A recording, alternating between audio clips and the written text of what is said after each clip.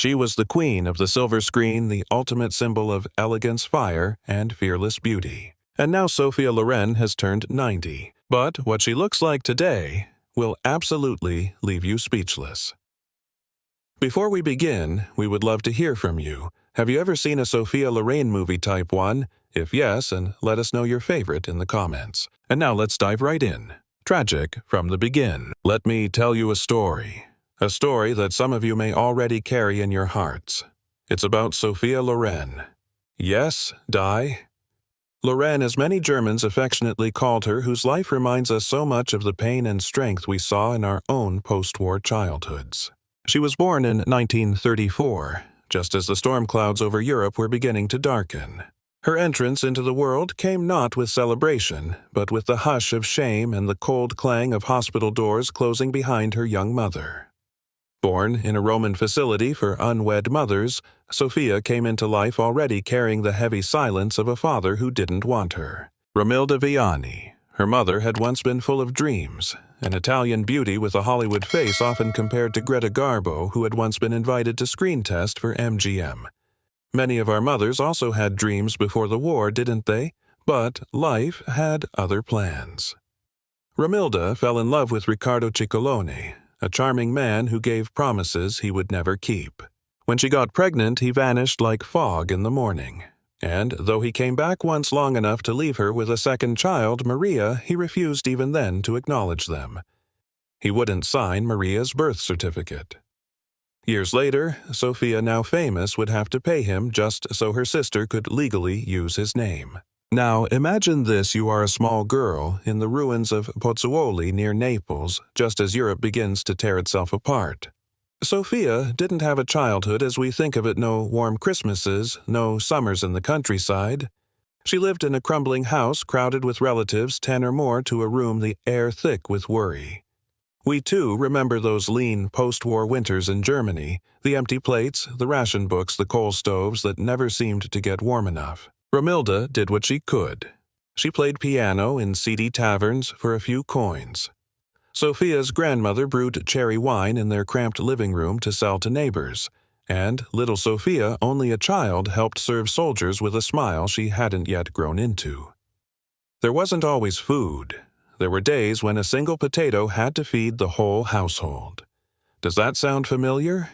We too had days like that when the soup was mostly water and bread had to be stretched for days. There's a story, one of those details you never forget, about how Romilda once scooped water from a car radiator just to quench her daughter's thirst. Think about that. Not out of neglect, but out of love. Because the well had gone dry, and her children were crying and there was nothing else. Some of us remember our own mothers making hard choices like that, choosing which child would eat the last piece of bread. Then came the war. During World War II's terrible bombs, the sky above Naples ripped wide, sirens sounded, and children cried. Sophia recalls mistaking a piece of chocolate dropped by an American soldier for an undiscovered treasure, since she had never tasted anything this sweet. The pleasure was short, and reality returned with blood. One explosion sent shrapnel flying through the streets, and a shard ripped into her face, creating a scar on her chin that no kid should have. She'd learned to conceal it with cosmetics, but never forget it. The wound was little, but the embarrassment was huge. She was teased for her small build. Her peers referred to her as a toothpick, a little stick, and worse, the ugly girl. Even her own wet nurse reportedly said that she was the ugliest baby she had ever seen. Childhood maltreatment is not one of the many scars that fame can heal. Despite everything, Sophia's spirit remained intact. At 14, her body altered.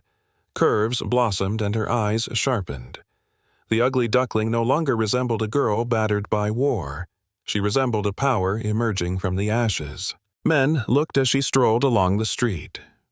Agencies saw that beauty had now caught up with the soul that had endured so much anguish, but it would be years before the world knew the entirety of her story. Behind the glamour and elegance was always a small girl, starving, forgotten, and traumatized. But for a child who had only known hunger, humiliation, and quiet, the promise of beauty was more than simply vanity. It was survival's last card. Struggle, journey to Hollywood. When chance finally knocked, it came in the form of Carlo Ponti, a man she would come to love and suffer for. Sophia Loren's change at 14 wasn't a flashy film montage. It was a quiet revolt. Toothpick. The emaciated, derided youngster had blossomed into a voluptuous young woman, and the same world that had previously turned away began to stare back. Nevertheless, the abuse persisted. Whispers about her illegitimacy lingered like a shadow. She attended beauty pageants out of desperation rather than vanity, wearing an outfit made out of pink curtains, since that was all her grandma could afford. When she got onto the platform, she didn't just want a crown, she wanted an exit. Carlo Ponti, a well-known film producer over twice her age and married with children, noticed her there. He was charmed. She was 16. Their meeting would pave the way for one of the most difficult, scandalous, and ultimately enduring love stories in cinematic history, a tragedy she would carry with her for the rest of her life. Ponti saw her as a discovery, a soul at once raw and brilliant. Loren regarded him as the first man to see promise despite his guilt.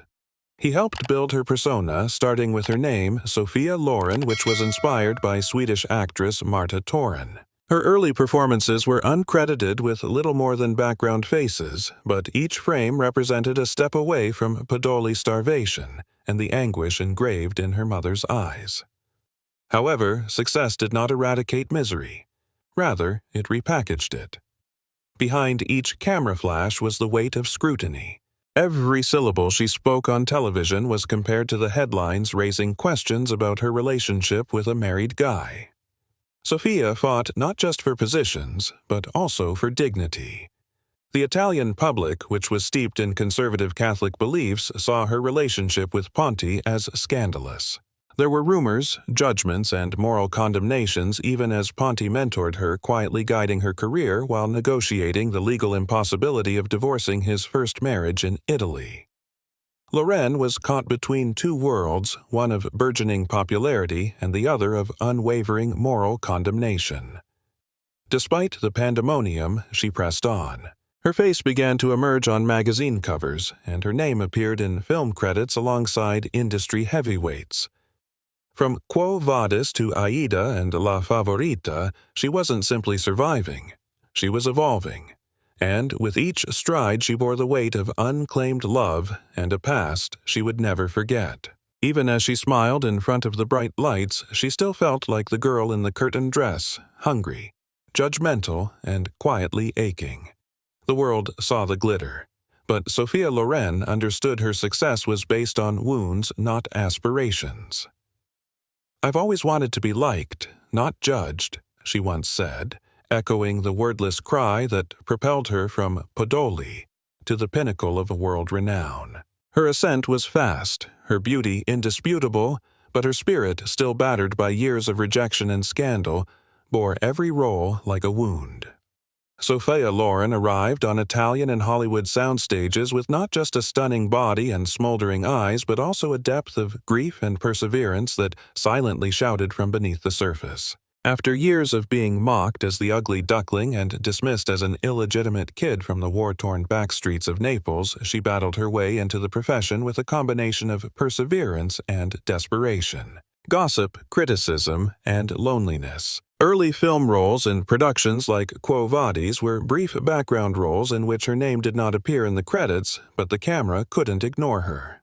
By 1953, her starring performance in Aida had sparked interest in Italy, demonstrating that she was more than simply a lovely face, but also a performer with the emotional gravity of someone who had suffered greatly. Loren made her debut in Italian film with Vittorio De Sica's The Gold of Naples in 1954, playing characters who were earthy, complex, and unabashedly human. Her celebrity expanded quickly, and the golden gates of Hollywood opened. In 1956, Paramount Pictures assigned her to a 5-film contract, a watershed event not only for Loren but for any Italian actress looking to gain prominence in the American market. Her Hollywood debut featured playing alongside legends such as Cary Grant in Houseboat and Anthony Perkins in Desire Under the Elms, where she established herself as both a siren and a true talent. But possibly the most significant point in Loren's career. The transition from popularity to immortality occurred in 1960 with her appearance in Two Women.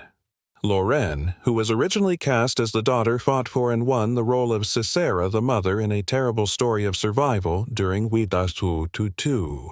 Her performance was raw, sensitive, and agonizingly genuine. It wasn't acting, it was reliving. Loren admitted in one of her rare interviews that when she did Sisera, she was remembering rather than faking.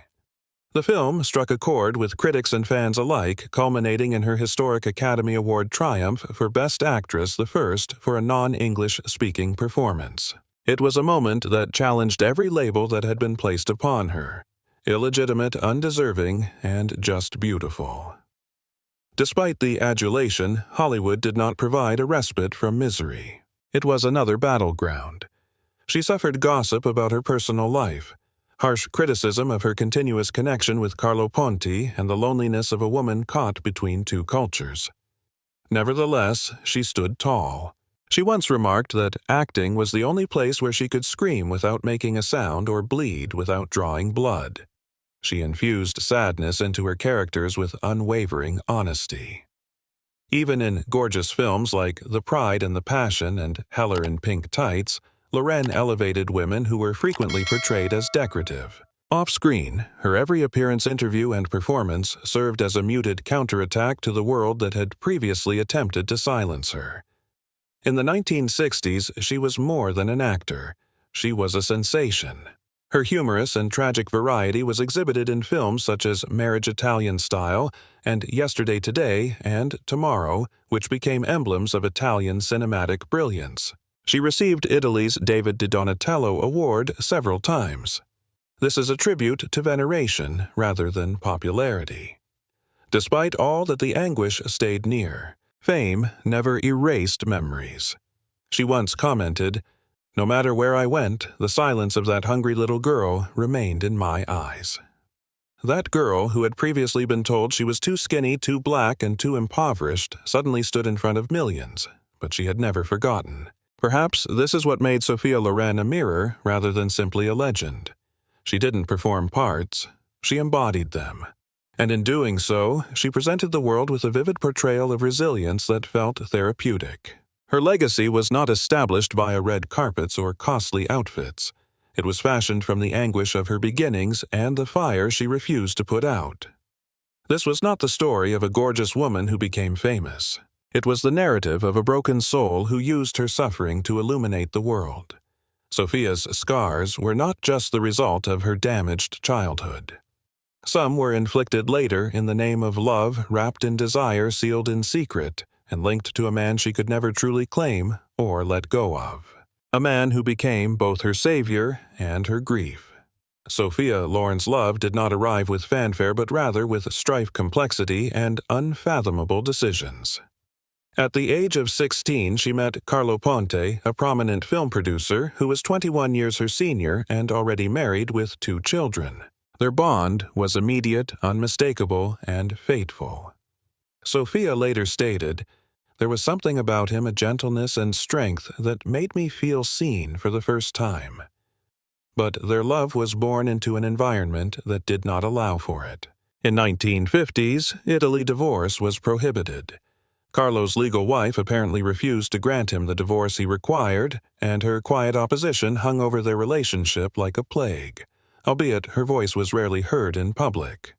Her rejection spoke loudly, leading Ponti and Loren into years of exile, humiliation, and deception. In 1957, determined to save what they had, Ponti and Loren secretly married in Mexico, a union that was quickly condemned by Italian law.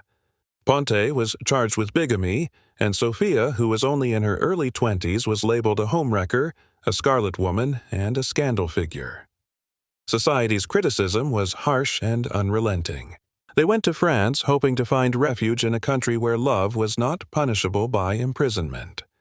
After nearly a decade of legal battles and moral criticism, they were ultimately allowed to marry officially in 1966 after obtaining French citizenship. But the toll had already been incurred. Their careers were halted, their hometown rejected them, and Sophia's desire for a family remained an open wound. Her miscarriages were more than simply medical issues, they were soul-crushing tragedies. Years later, she said, When I lost a child, a part of me faded. Despite the darkness, she clung to hope. That wish was eventually realized with the births of Carlo Jr. in 1968 and Eduardo in 1973. These sons became her redemption and shelter. Nonetheless, the scars lingered for love. With Ponti had always been complex. He was more than simply her companion. He was the creator of her public image, her mentor, and at times, her controller. Their relationship was based on endurance rather than ease, a half-lifetime tragedy shrouded in memories and milestones. When Ponti died in 2007, the world witnessed Loren's grief, but few understood the extent of her loss. She muttered, "When he died, a part of me died with him. I still communicate with him every night." This was more than simply the end of a marriage. It was the final chapter of a love tale that had molded and damaged her for over 50 years. And with every film, every award, every whispered rumor, and triumphant comeback, Sophia Loren's everlasting mythology was powered by a silent heartbeat of love, joy cost, and depth. However, one cannot dismiss the empire they established together not for its glamour, but for its significance. At the time of Ponti's death, the riches he and Sophia had collected were a striking tribute to their rise from poverty. They accumulated wealth worth tens of millions of dollars over the course of 5 decades of collaboration, including film projects, art collections, and real estate investments. Sophia's financial situation was not an inheritance. It was acquired. That mansion, located in Rome's famous Appian Way and surrounded by 15,000 square meters of beautiful gardens, is more than just a home. It represents a life rebuilt from ruins. Sophia's path from poverty and conflict to generating such long-lasting wealth and beauty was nothing short of Herculean. The art that hangs on her walls and the marble that fills her hallways are more than simply items of luxury. They are tributes to a lady who turned every wound into willpower. Sophia's legacy demonstrates that genuine wealth is earned through perseverance in a society where fame is frequently associated with money. Sophia Loren's impact extends beyond movies. She is recognized not just for her beauty, but also for her strength. Her narrative is one of perseverance, not perfection, and every glint in her ageless eyes is the reflection of a woman who loved fiercely, lost terribly, and endured it all with amazing dignity. But long before loss and stillness crept over Sophia Loren's Roman villa, there was another chapter in her life, a short, sweet, and virtually forgotten what-if that continues to linger in the hearts of those who know her tale. It happened not in isolation, but at the same time she was secretly falling for Carlo Ponti, when love, ambition, and fear collided beneath the surface of her poised rising star persona. Sophia met Cary, a lovely, graceful, and already iconic figure while filming The Pride and the Passion in 1956. What began as an on-screen connection swiftly evolved into something far more emotionally complex. Cary fell completely in love and proposed. And while Sophia felt the pull of his devotion, and later said she was quite fond of him, if not in love, she was divided between the security and sincerity of his offer and her commitment to a man whose love came with societal danger and private turmoil. An unthinkable choice shattered her heart, putting not just her emotions, but also her morals to the test. She turned Cary down, not without grief, but with a choice based on duty rather than passion.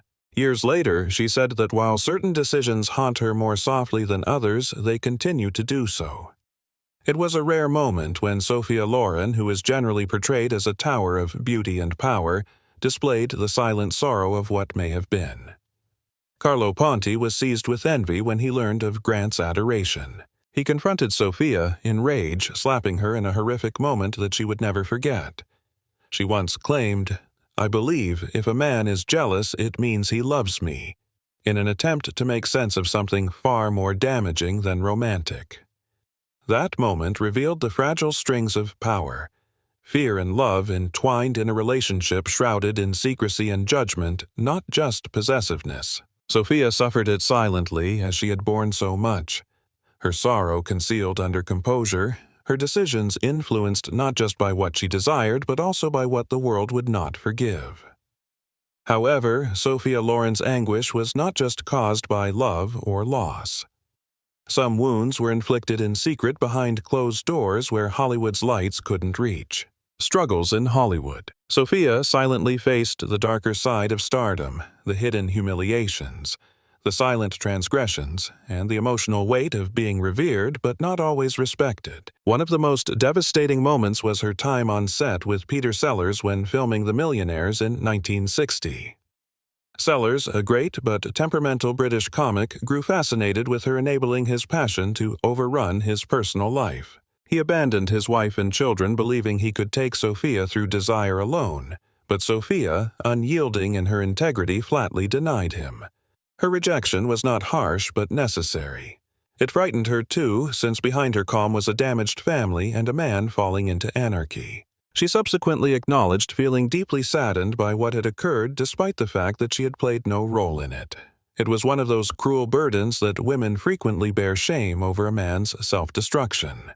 Then followed another horrific meeting, one that left not just remorse, but also a scar. In 1967, while filming A Countess from Hong Kong with Marlon Brando, she experienced an inconceivable breach of trust.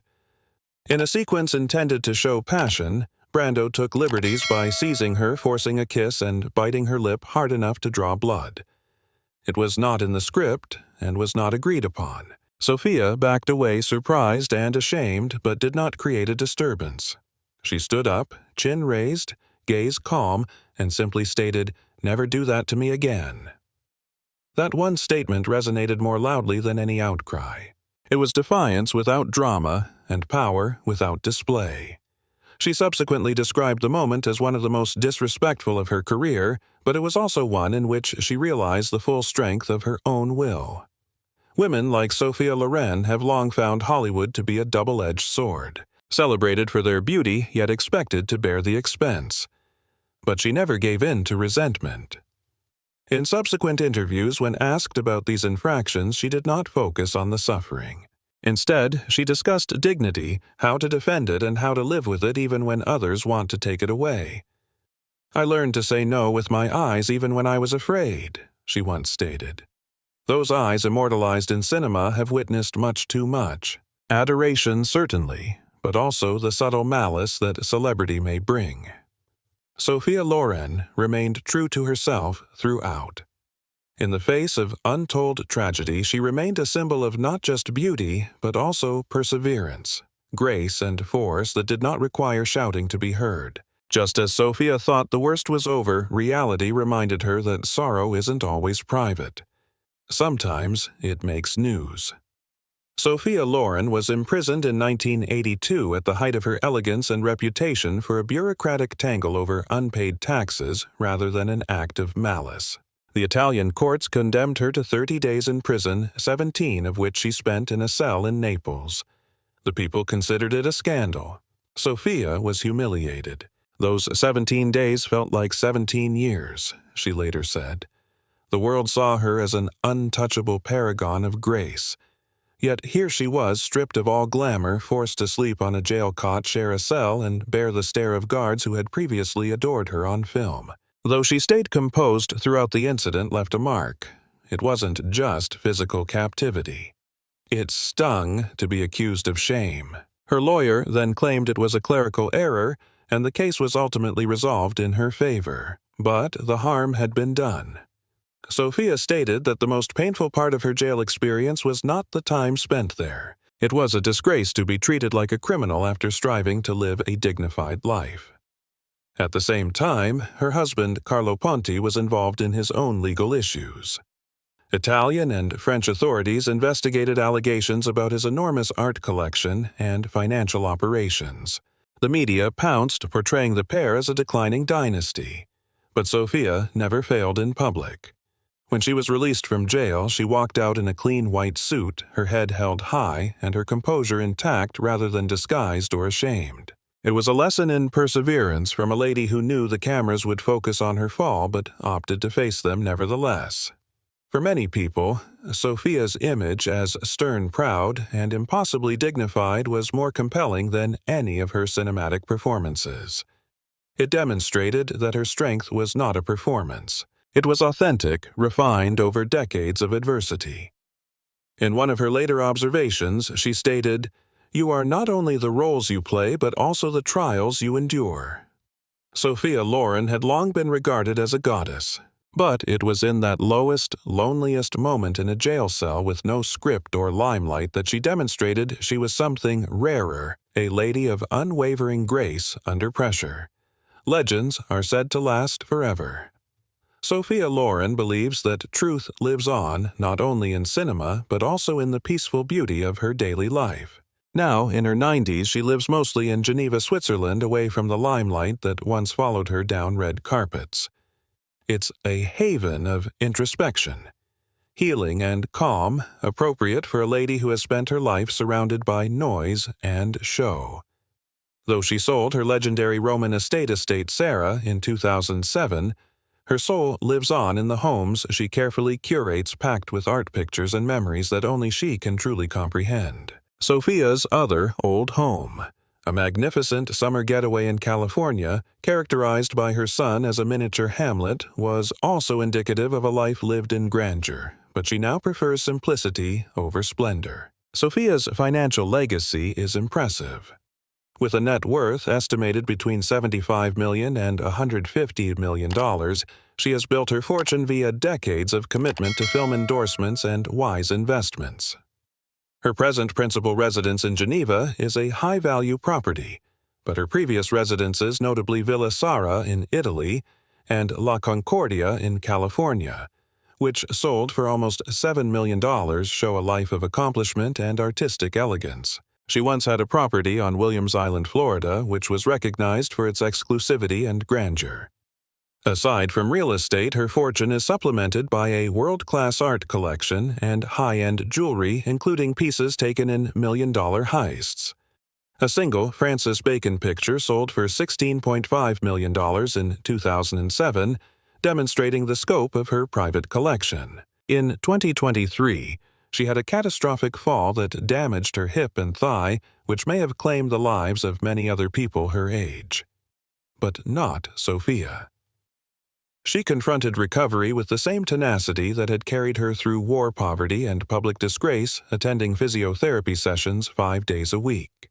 She eats a Mediterranean diet rich in balance and moderation, focusing on fresh pastas, salads, and light meals.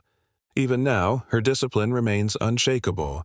She jokingly remarked that she owes everything to pasta. But underneath the allure is a lifetime of decisions determined by self-respect. Sophia is far from retired, and she continues to represent everlasting vigor. At the age of 85, she featured in the Netflix blockbuster The Life Ahead, which was directed by her son Eduardo. It wasn't simply a return, but a rebirth. Critics praised her performance as one of haunting beauty and lived-in sincerity, demonstrating that great creativity only grows with time. She has now been the face of Dolce & Gabbana's Dolce. Rosa Excelsior Perfume founded her own restaurant business with a Hong Kong location and starred in the moving Netflix documentary What Would Sophia Loren Do?, which recognizes her ongoing effect. However, her legacy, rather than her work or celebrity, defines her now. At her 90th birthday, dressed in Giorgio Armani and jewels, she exuded a glowing tranquility rather than stardom. Sophia Loren once stated that she is a film goddess to the rest of the world. For those who look closely, she is also a lesson in perseverance, change, and quiet victory. Her life has been a symphony of grace, tragedy, fortitude, and reinvention. And it continues to inspire, not just via her accomplishments, but also by the woman she has become. Sophia Loren remains a light that refuses to die in a world where beauty fades and celebrity flickers a tribute to elegance shaped by adversity and courage created from anguish. Her journey from the ruins of war-torn Naples to the heights of Hollywood monarchy is more than just a success story. It is a model for tenacity, dignity, and triumph over adversity. She is more than a movie legend. She is the voice of every woman who has been questioned, disregarded, or broken, only to rise again with more light. Sophia Loren turns 90. As Sophia Loren celebrates her 90th birthday, the world once again finds itself in awe of a woman who has defied time, expectation, and stereotype for nearly a century. The Italian screen legend, known for her smoldering beauty-sharp wit and Oscar-winning talent, remains a figure of grace and dignity. And yes, even at 90, she turns heads. Recent public appearances have reignited admiration across generations. With her signature feline eyes, elegant posture, and unmistakable aura, Sophia Loren continues to exude the timeless glamour that first made her an icon in the 1950s. Fans who saw her latest photos were stunned not by any illusion of youth but by the powerful presence she still radiates. "She doesn't try to look young," one admirer wrote online. "She looks like a queen who has lived, loved, and never apologized for it." Loren, who rose from poverty in Naples to become one of the most revered actresses of all time, remains deeply connected to her roots. In a recent interview, she reflected, "Age has taught me many things. I don't fear getting older. I feel lucky for every wrinkle, every memory." While she has stepped back from the spotlight in recent years, Loren's 2020 return to film in The Life Ahead, directed by her son, Eduardo Ponti, reminded the world of her enduring talent.